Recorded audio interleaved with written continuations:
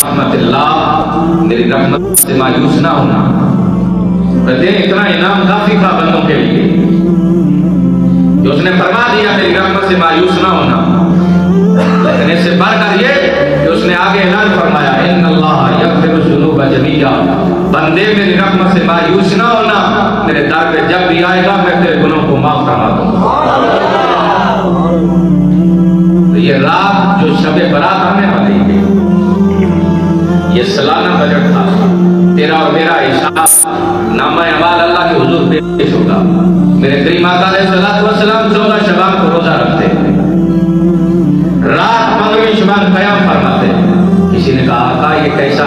کہا آج جب اللہ کے حضور میرا نامہ اعمال پیش ہو تو میں چاہتا ہوں کہ میرے کھاتے میں روزہ ہو، اور جب رات کو میری قسمت کا فیصلہ ہو رہا ہو تو میں کبھی قیام میں ہوں، کبھی رکوع میں ہوں اور کبھی سجدے میں ہوں۔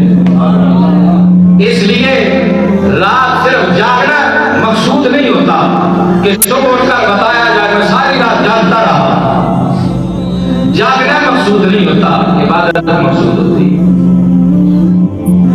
علماء نے تو لکھا ہے، حضور نے فرمایا جو بندہ عشاء کی نماز جماعت کے ساتھ پڑھتا ہے آدھی رات عبادت کا اجر مل جاتا ہے، جو فجر کی نماز بھی جماعت پڑھ لے اسی پوری رات عبادت کا اجر مل جاتا ہے۔ عشاء کی نماز ہماری اکثر قضا ہو جاتی ہے اور فجر بھی قضا ہو جاتی ہے، تو بیچ میں اگر ساری رات نفل بھی پڑھتے رہو تو کیا فائدہ؟ اداؤں پہ غور فرماؤ۔ ایک بچوں کو سرنائیاں پٹاخے لے کر دینا، یہ رات پٹاخوں اور سرنائیوں کے لیے نہیں تھی، یہ تو اللہ سے معافی مانگنے کے لیے تھی، یہ تو اللہ سے معافی مانگنا۔ پھر آپ مولانا صاحب بچے ہیں نا جی، پھر جانے دے نا جی، شکر ملا تو کل قیامت کے دن پھر آپ کے گلے میں کپڑا ڈال کے پوچھا جائے گا کہ جناب یہ جو آپ کی اولاد میں تربیت کا فقدان ہے اس کا ذمہ دار کیا مسجد کا مولوی تھا؟ نہیں، آپ تھے، یہ فریضہ آپ کا تھا، آپ باپ ٹھہرے اس کے، لہذا آئیے نا بتائیے یہ اولاد نکمی کیسی، گناہ میں کیسی رہی، مبتلا رہی، پہلے آپ سے پوچھا جائے گا، بعد میں اولاد سے پوچھا جائے گا۔ اگر آپ یہ کہیں اولاد صدقہ جاریہ ہے، اولاد اچھے عمل کرے تو صدقہ جاریہ بن جائے، گناہ کرے باپ کہے نہیں ہم نے اس کے حقدار نہیں، سب سے پہلے آپ سے پوچھا جائے گا۔ اللہ اکبر۔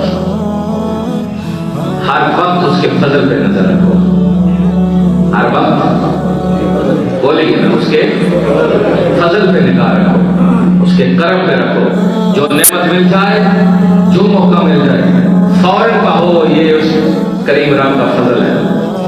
کبھی بھی میں نہ آنا، میں جو آتا ہے وہ رگڑا جاتا ہے۔ وہ بات پہ کھڑے رحمۃ اللہ تعالیٰ علیہ نے کہا نا، پڑھنے کا مان نہ کری،